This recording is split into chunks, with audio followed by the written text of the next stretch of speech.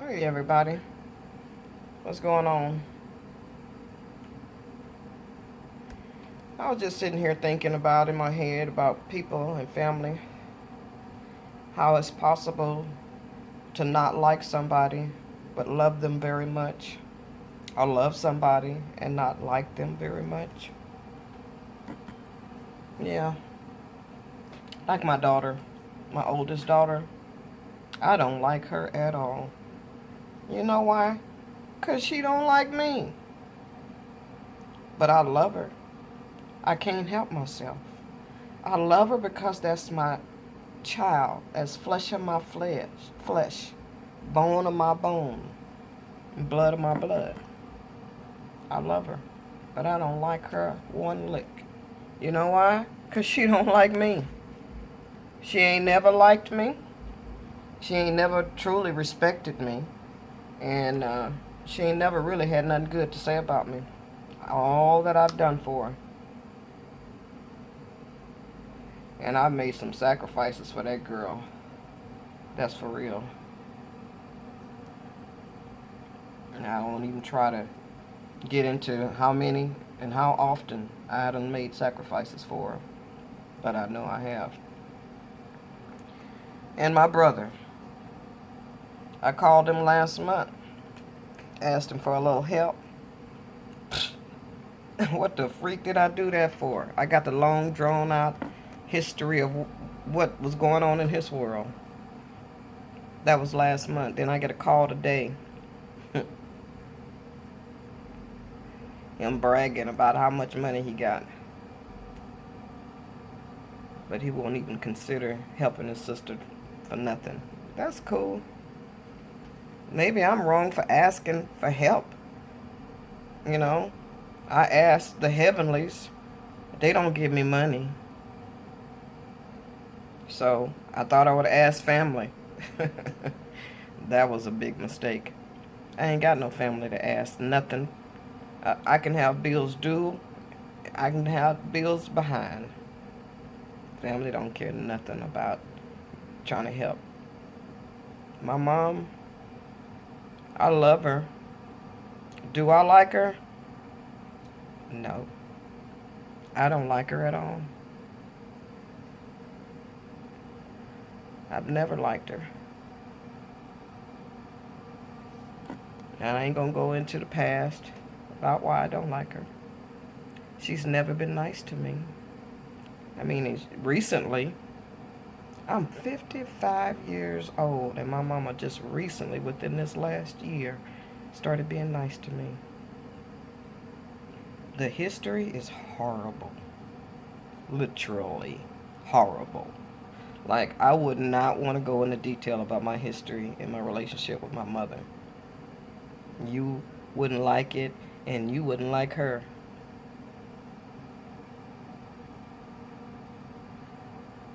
But I love her. I love her because she brought me into this world. I love her because she was young when she had me. She was 15 years old when she had me. No 15-year-old knows how to raise a child. My grandmother and my granddaddy raised me. And my auntie Aunt Shirley raised me, who I like and I love. And I can't say that about a lot of people. To be honest, I mean, I like and love myself. It hadn't always been easy, but I've learned to like and love myself. But I can't say that about a lot of people. I love my mother, but I really never liked her. Um, she swears profusely. I mean, profanity is her thing, and that's my mother, and I'm not her judge. And it's not good to remember, but how can you not remember things that people have done to you, and you're supposed to forgive them based on the Bible, uh, which I'm in lieu of not believing half the stuff that's in that thing. Darn slave book, as far as I'm concerned. Anyway, how can you forget things that were said and done to you from the time you came into this world? How can you forget? Now, I understand and feel like I'm supposed to forgive these people, and I have, because I don't want that junk on my conscience. You feel me? I wasn't the one that caused harm to other people. Not intentionally. I may have at times in my life, but not always intentionally. But the things that were done to me were done intentionally. And based on the people that are around me, that's closest to me, are the ones that tells me I'm supposed to forget about it. I'm supposed to act like things never happened. One of the analogies I like to give in situations like that is, if you take a dog at a puppy, let's just use a puppy. A puppy put in an environment where it's been completely abused, kicked, punched, you name it, thrown across the room, hollered at, screamed at, put in a closet or cage to be raised in, food was fed, but basically totally abused. And you expect this dog to turn out normal. Now this dog, things have been done to this dog that should not have been done to a dog. This dog was in such a bad situation that this dog was actually sexually abused by its owners as a puppy. And that's horrible. Can you imagine somebody getting a puppy and sexually assaulting a puppy? Not only with their body members, but with other instruments and objects. They are seriously abusing this puppy. That is just, I can't even imagine bringing a puppy into my home and then using it as a freaking sex toy.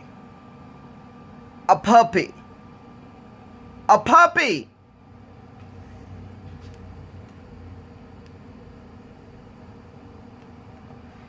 And you expect this puppy to be a normal dog the rest of his days. And then not only did this puppy get abused, but then this puppy got given away to a home that was just as bad as the first home that it was in.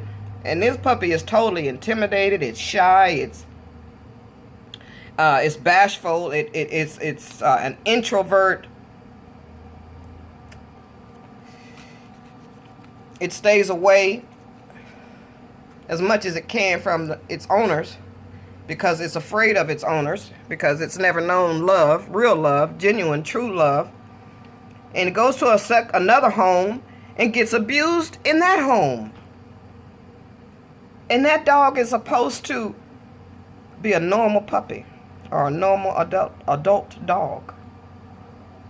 And then all the weird and negative and stuff that dog goes through in that second home, and then it gets shuffled to another home, and then it gets shuffled to another home, and on and on and on and on and on. And every home it goes through, ain't nobody but maybe one or two people out of the whole shuffling process shows that dog any type of real true affection or love. But yet, because so much stuff has happened to that dog is messed up. Messed up in the head. Don't know reality from realness. You understand what I'm saying? And you expect that puppy to be all right. Finally, that puppy grows up and it's an adult now, and it's in a home, a whole different home than all the homes it's ever been in, and it's finally starting to understand a little bit about life. And the people that owns the dog now, that was a puppy, is somewhat kosher to treating it halfway decent.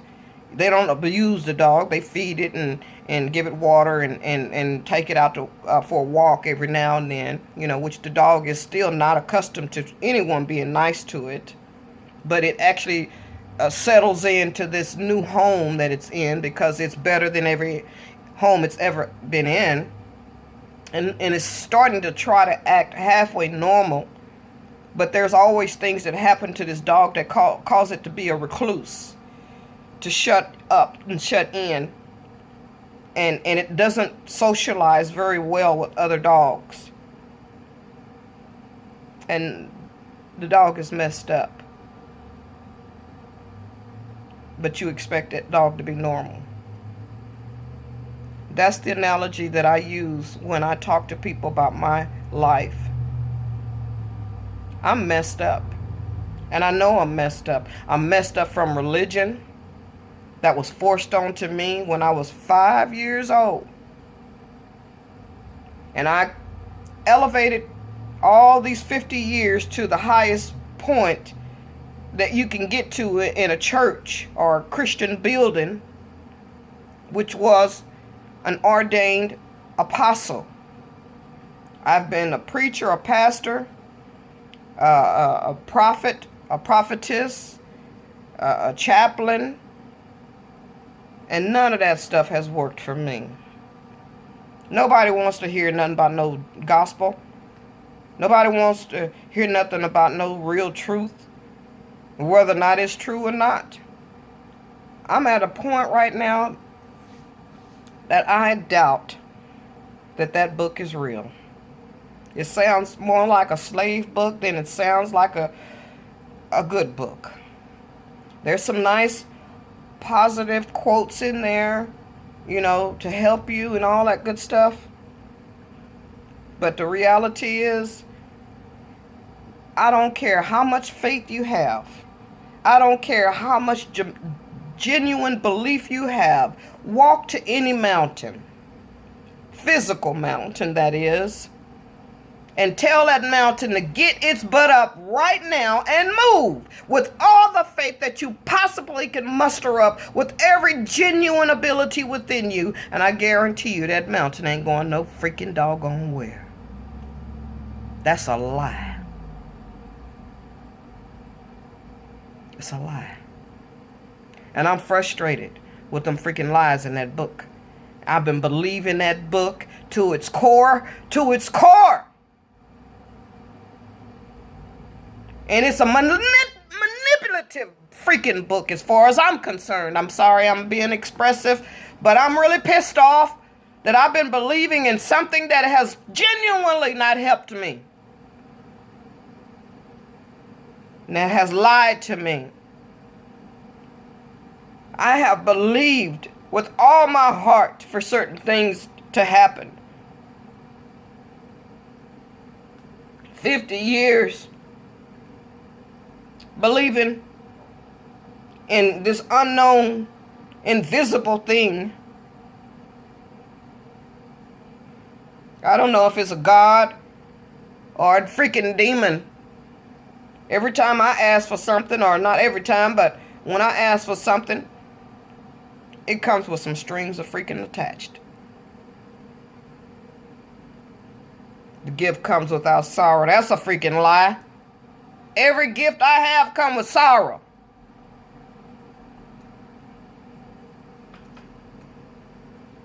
Seek ye first the kingdom of heaven and all of his righteousness, and all these other things will be added unto you. Yeah, right! Wealth of the wicked laid up for the just. Yeah, right! Lying book. 50 years of believing. Still, I got bills that ain't paid. And I got to make decisions whether to spend my money on a few groceries versus paying a freaking bill.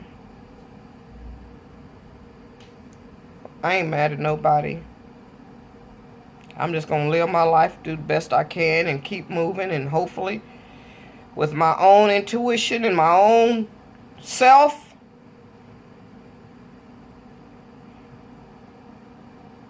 I want to believe. I used to believe.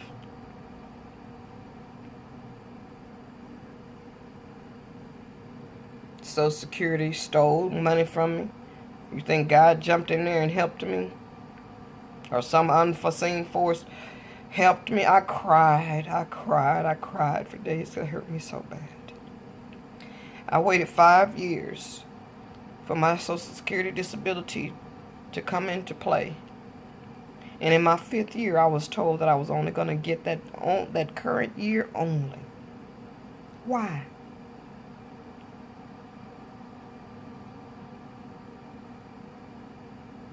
That was almost $50,000 that they decided they weren't going to give to me. You think anybody care about my tears? Ain't nobody rushing over here to see about me. Ain't nobody coming to say, hey, you know what? We're going to make it right for you. And we're going to give you everything that was taken from you and stole from you. Ain't nobody coming to my house to hold me when I'm crying at night because I can't take care of my bills or I can't take care of my responsibilities when I want to. Ain't no force, no unseen force is coming and swiping and taking my tears and storing them in some strange place and holding them for some reason, for something. Ain't nobody doing that. This religion and this Christianity thing has hurt me to the core of my heart. I feel like I've been lied to and deceived for so long.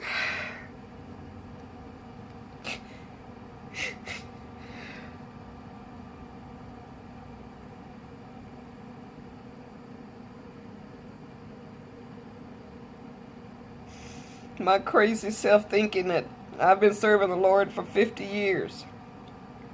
On my 55th birthday, which was last month on the 25th of November, I turned 55. And in my mind, I felt like there was going to be some memorial in heaven for me. It wasn't. It was just my mind thinking that I was special.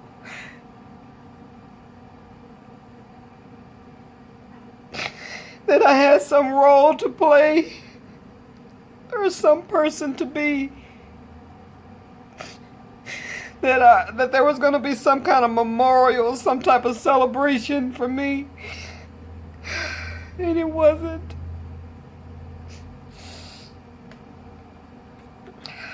My mind has played so many tricks on me. That's because I messed up. My thinking is so messed up. I want to be something and somebody, but to be honest, I'm just a woman that live on Bittaker Avenue in Fort Worth, Texas.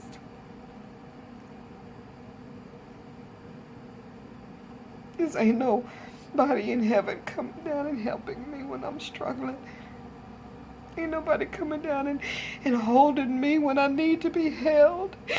And ain't nobody coming down out of heaven and giving me money to take care of my issues. And ain't nobody down here that I can call up and say, hey, can I borrow some money or can I get some money from you so I can take care of a few of my bills.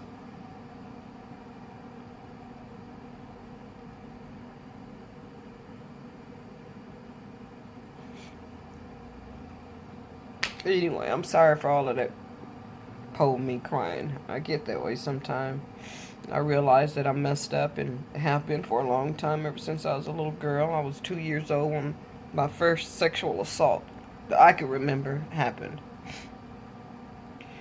I am a domestic abuse survivor.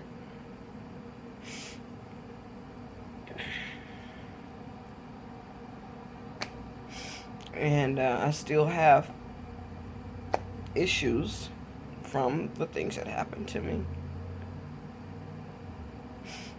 People tell me I need to forget about it. I've tried to forget about everything. You try being locked up in a closet and a sock in your mouth and tape on your mouth and your arms tied behind your back and your feet tied behind you.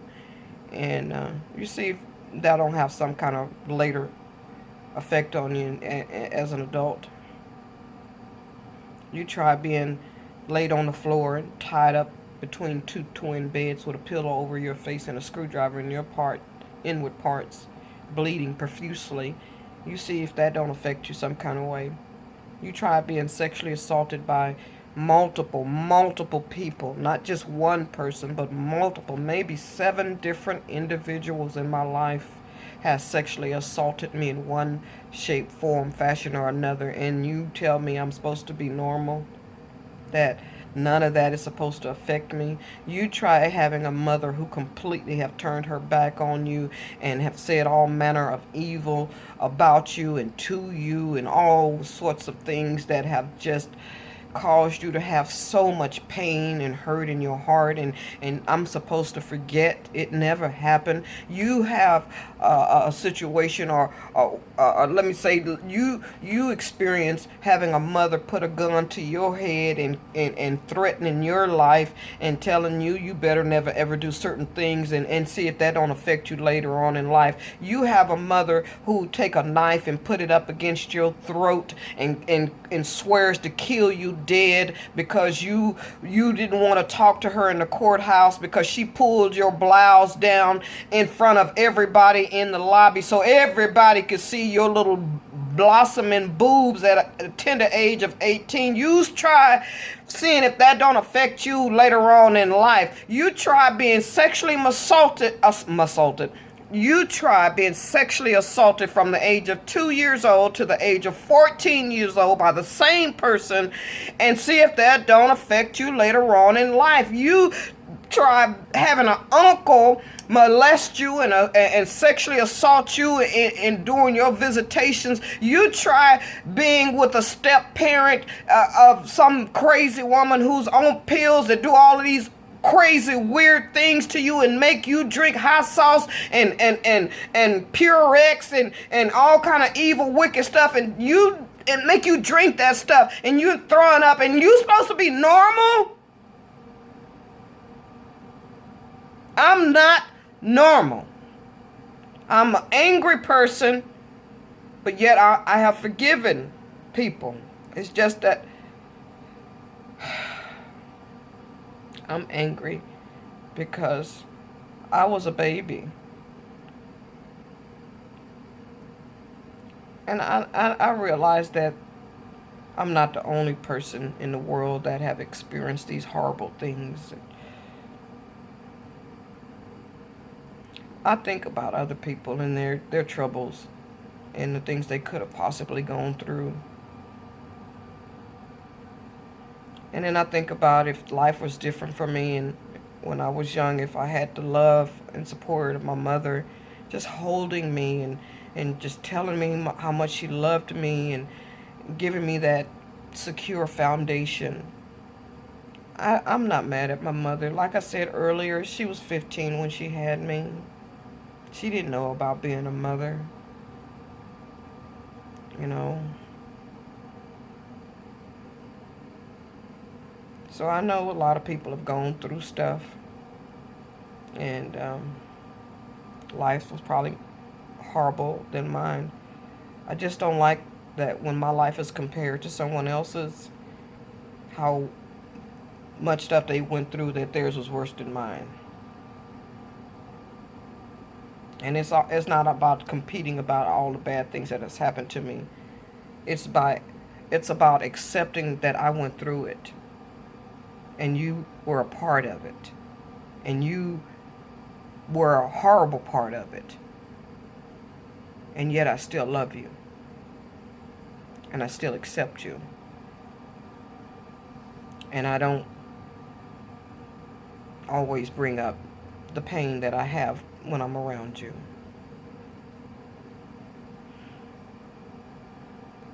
I don't have no real family. Aunt Shirley is my only close knit family member that has never ever cussed me out, has never ever put me out, has never ever sexually assaulted me, never ever hollered at me or fussed at me in a way. But she may have fussed or hollered, but more so like as a child when I was young and probably was doing something stupid. And that's acceptable, you know. But the extra stuff, you know, the abandonment, the rejection, the hatred, the non-caring, the non-loving, the non-tender, relationships that I've had. Like right now, today, both my parents are alive, my mom and my dad. And I used to pray all the time that they would, that they would be around for a long time. But I can never have no serious conversations with my dad about life or anything, the pain that I have in my heart. It's just pain. That's what it is. It's the pain of the past. I mean, I'm living a pretty decent, productive life now, but I still have these pains that is hard to get rid of, hard to go away. You know. But I can't have any conversations with my dad about my pain. He doesn't go there. He just not that kind of person to talk to about intimate stuff. We talked about his life and his girlfriends and stuff like that.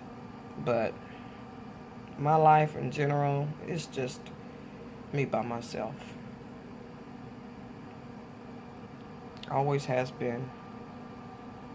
I have one love that I love, and we've not always been on the level we're on now, and I'm grateful that we're on a better level, and that's my middle daughter. I felt the hatred from her many times. Like many times. It was real. It got so bad that at one time I felt her hate so strong and so real I couldn't handle it, and I ended up going to the hospital. My heart was hurting so bad, and got there and they told me nothing was wrong. They couldn't find no, and with all of the tests that they did, they couldn't find anything wrong with my heart. But there's certain types of pain in the heart that no doctor can help you with. My auntie told me that, Aunt Shirley. She said that, baby, there's some pains that the doctor cannot help you with. And those pains of the heart come from loving somebody so hard and so strong. And when they don't love you back, oh my gosh. Like right now, to be honest with you, I feel like my love is stronger than anybody's in my family for them. And it's not reciprocated by them. I love my brother so much. I know he don't love me at all. Matter of fact, I feel more hatred from him than anything. And with my mother, I feel like all the wickedness she did to me throughout the course of my life, even as an adult, from a child to an adult, she's just at a place right now where she realizes she's getting old and she's going to need somebody to be there for her. And I want to be, and I said I was going to be, but Mama just so freaking, to me, evil. In her own way. I don't know. I mean, she gave me a birthday card, and she gave me $20 for my birthday, and she gave me $20 for Christmas. And do you know, this is the first time as an adult, I can remember my mother ever giving me anything. And I'm grateful. Don't get it twisted. I'm grateful for those $40. But that's the first time Mama has ever given me a gift. She's given me money before. Matter of fact, my mom has given me more money than anybody that I've borrowed or asked money from, to be honest. So I guess it has its good and its bad points in this relationship. I forgive my mother 100%, but my mother was so evil when I was growing up to me. I used to look at my mother was so pretty to me, but I always thought in my heart my mother was like a beautiful apple on the outside, but on the inside was rotten to the core. I've always used that analogy when it came to my mom. I mean, beautiful, beautiful person, beautiful on the outside, beautiful yellow skin. My mother's mixed. I'm mixed as well. We got four bloods running through our veins. We have French, Indian, Cherokee Indian, Caucasian, and African American. My mother, on her mother's side, has no African American, or no African American is on my mother's side. The African American comes in on my dad's side. My mother married a black man. My mother is not black. My mother has three bloods running through her veins, and that's just the French, Indian, and Caucasian.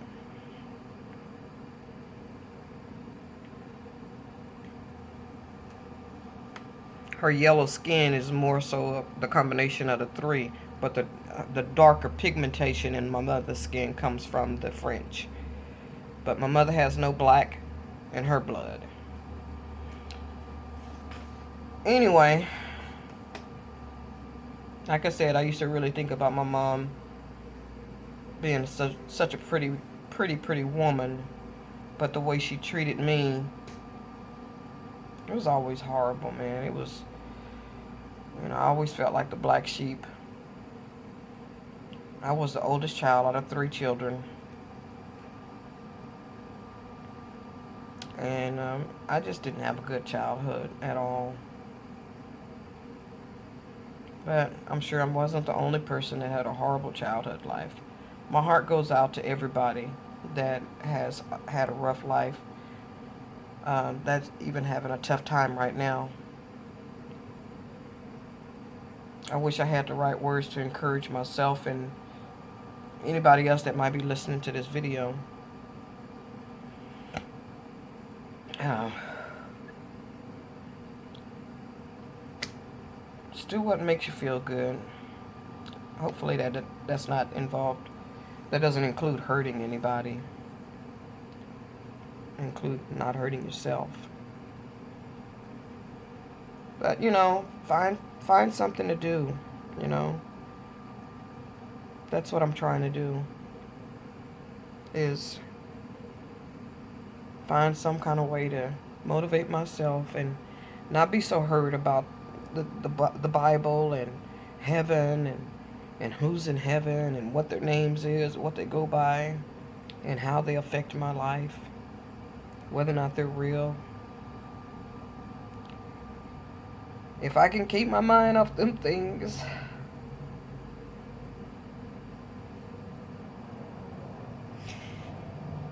and if you can keep your mind off the things that hurt you the most,